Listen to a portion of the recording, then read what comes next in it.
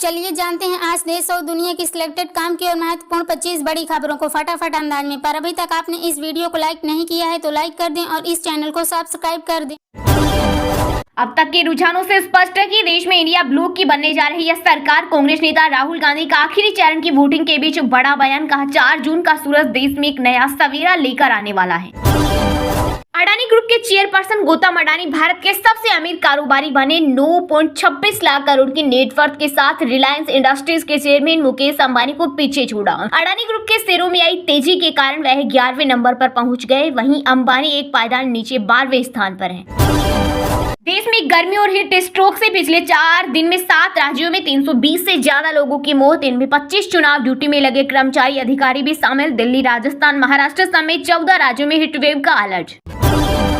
400% तक बढ़े online payment fraud के मामले। आरबीआई ने जारी किया हैरान करने वाला डेटा। रिजर्व बैंक की माने तो वित्त वर्ष 2023-24 में ऑनलाइन पेमेंट फ्रॉड के मामले में 5 गुना बढ़े। इस दौरान साइबर ठगों ने लोगों से 1457 करोड़ रुपए की ठगी की है। कांग्रेस अध्यक्ष मल्लिकार्जुन खड़गे के दिल्ली आवास पर विपक्षी गठबंधन इंडिया ब्लॉक की हुई बैठक। इसमें राहुल, सोनिया, केजरीवाल, अखिलेश समेत 23 नेता हुए शामिल। खड़गे ने जीत का किया दावा, कहा 295 सीटें जीतेगा इंडिया गठबंधन। इस दौरान चुनाव नतीजों के बाद की रणनीति पर की गई चर्चा। वहीं बंगाल में वोटिंग के कारण सीएम ममता बनर्जी नहीं हुई शामिल।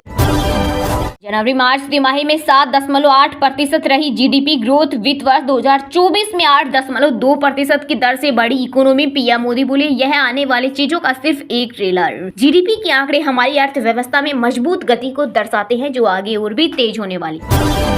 कांग्रेस ने एग्जिट पोल की टीवी डिबेट से किया किनारा, कहा हम टीआरपी के खेल का हिस्सा नहीं बनेंगे। 4 जून को परिणाम सबके सामने होंगे। वहीं बीजेपी अध्यक्ष जेपी नड्डा बोले, नतीजों से पहले ही विपक्ष ने मान ली हार, किस मुंह से मीडिया और जनता को फेस करेंगे।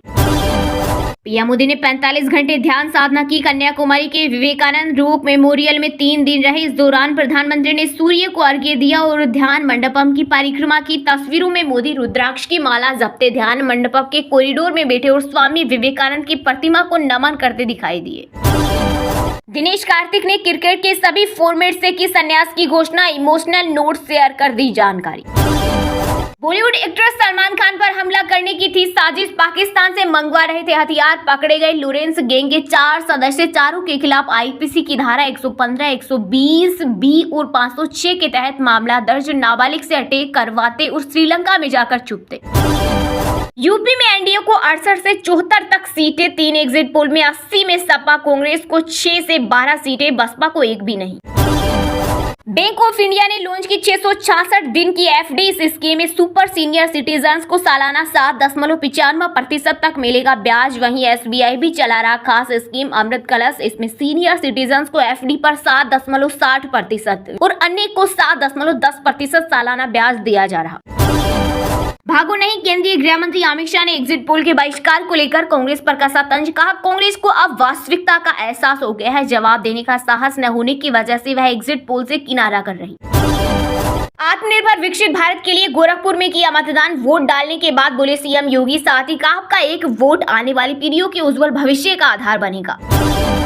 देश में बर्ड फ्लू की दस्तक। केंद्र सरकार ने एवियन इन्फ्लुएंजा को लेकर सभी राज्यों को जारी किया निर्देश। कहा पक्षियों और मुर्गियों के किसी भी असामान्य मौत के प्रति सतर्क रहें और तुरंत पशुपालन विभाग के साथ जानकारी साझा करें। इस महीने में 10 दिन बंद रहेंगे बैंक। जून में 5 रविवार और 2 शनिवार के अलावा अलग अलग जगहों पर 3 दिन नहीं होगा कामकाज। दिल्ली आबकारी नीति घोटाले मामले में सीएम केजरीवाल की जमानत पर 5 जून को आएगा फैसला। आज करना होगा सरेंडर। वहीं ईडी बोली केजरीवाल ने सेहत को लेकर झूठा दावा किया, खुद सरेंडर की बात भी झूठी। 4 जून को जब परिणाम आएगा तो एक बार फिर प्रचंड बहुमत से बनेगी मोदी सरकार। एग्जिट पोल से पहले बोले यूपी के सीएम, कहा जनता ने विकसित और आत्मनिर्भर भारत के लिए प्रधानमंत्री के प्रति विश्वास व्यक्त करते हुए बीजेपी को दिया भरपूर आशीर्वाद। बीजेपी को मोदी योगी फैक्टर, राशन और राम पर भरोसा। वहीं इंडिया गठबंधन जातीय समीकरण में उलझी। यूपी में हर चरण की वोटिंग के बाद ग्राउंड रिपोर्ट में मतदाताओं की बात आई सामने। चारधाम यात्रा के लिए हरिद्वार और ऋषिकेश में दोबारा शुरू हुआ ऑफलाइन रजिस्ट्रेशन। महज 5 घंटे में स्लॉट फुल। कुल 6000 यात्रियों का रजिस्ट्रेशन का लक्ष्य पूरा होते ही पंजीकरण बंद कर दिया गया। 29 मई को 52.9 डिग्री नहीं पहुंचा था दिल्ली का पारा। पृथ्वी विज्ञान मंत्री किरेन रिजिजू ने कहा जांच में 3 डिग्री सेल्सियस गलती पाई गई, सुधारात्मक उपाय अब लागू है। इंडिया गठबंधन नाम की कोई चीज नहीं, ये तो 20 से 25 टुकड़े हैं। इनका न तो कोई कॉमन मिनिमम प्रोग्राम है और ना ही इनका कोई नेता। हरियाणा के पूर्व गृह मंत्री अनिल विज बोले इस चुनाव में तो एक ही नेता खड़ा था, वो है प्रधानमंत्री नरेंद्र मोदी।